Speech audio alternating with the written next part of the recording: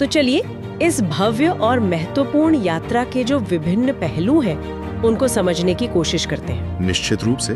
देखिए, ये स्रोत हमें बताते हैं कि हिंदू धर्म में जगन्नाथ रथ यात्रा का एक अत्यंत विशेष स्थान है और ये सिर्फ एक धार्मिक जुलूस भर नहीं है। हाँ, बिल्कुल।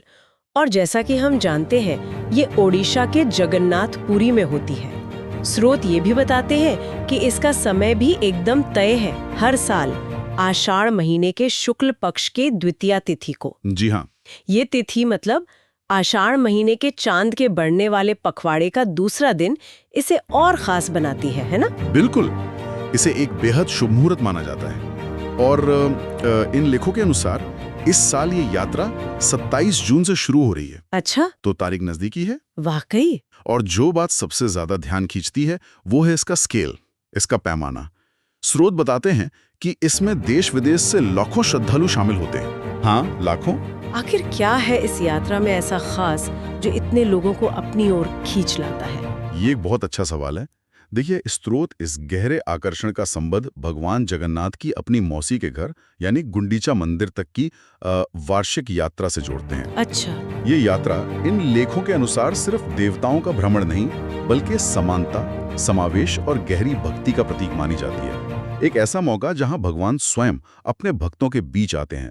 ये तो वाकई दिलचस्प बात है। और इतने बड़े पैमाने पर आयोजन, लाखों लोग, विशाल रथ, इसका प्रबंधन भी तो एक बहुत बड़ी चुनौती होगी। हाँ, बिल्कुल। क्या स्रोत इसके आयोजन वाले पहलू पर कुछ रोशनी डालते हैं कि ये सब होता कैसे है? हाँ, डालते हैं। लेखों में इस बात का जिक्र है कि ये 3 विशाल रथ, नंदी घोष, तालध्वज और दर्पदलन, ये हर साल बिल्कुल नए सिरे से बनाए जाते हैं। हर साल नए? जी, हर साल। सोचिए, कुछ रथ तो करीब 45 फीट तक ऊंचे होते हैं। 45 फीट? हाँ, इन्हें बनाने के लिए नीम की एक खास किस्म की लकड़ी का इस्तेमाल होता है और इसमें पारंपरिक कारीगरों की मतलब पीढ़ियों की विशेषज्ञता लगती है। ये अपने आप में एक बहुत बड़ा उपक्रम है। अविश्वसनीय। हर साल इतने बड़े रथों का नव निर्माण और फिर लाखों भक्तों की भीड़ को संभालना, वो कैसे होता होगा? सही कहा। स्रोत बताते हैं कि इसके लिए बहुत व्यापक व्यवस्थाएं की जाती हैं, जैसे सुरक्षा के कड़े इंतजाम, भक्तों के लिए सुविधाएं, स्वास्थ्य सेवाएं और जाहिर है यात्रा मार्ग का पूरा प्रबंधन। इसमें मंदिर प्रशासन, स्थानीय सरकार और कई स्वयंसेवी संस्थाओं के बीच एक गहरा समन्वय, एक तालमेल देखने को मिलता है।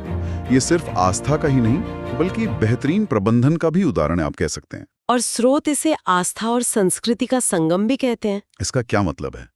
क्या ये सिर्फ धार्मिक रस्मों तक ही सीमित है और कुछ और भी है? नहीं, बिल्कुल नहीं। सिर्फ धार्मिक रस्मों तक नहीं। लेखों से पता चलता है कि एक जीवंत सांस्कृतिक प्रदर्शनी भी है। अच्छा, हाँ। यात्रा के दौरान पारंपरिक संगीत, नृत्य और उड़ीसा की जो स्थानीय कला और शिल्प हैं, उसका भी प्रदर्शन होता है।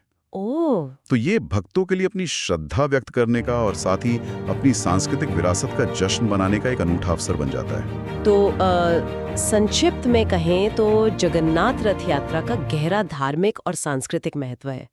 ये भगवान की वार्षिक यात्रा और समानता के प्रतीक से जुड़ा है। बिल्कुल। ये हर साल पुरी में आषाढ़ शुक्ल द्वितीया को होती है और इस वर्ष, जैसा आपने बताया, 27 जून को शुरू हो रही है। जी।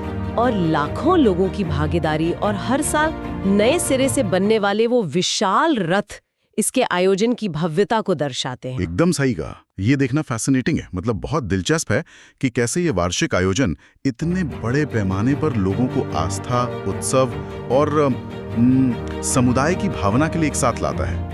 ये सामूहिक चेतना और भक्ति का एक शक्तिशाली प्रदर्शन है।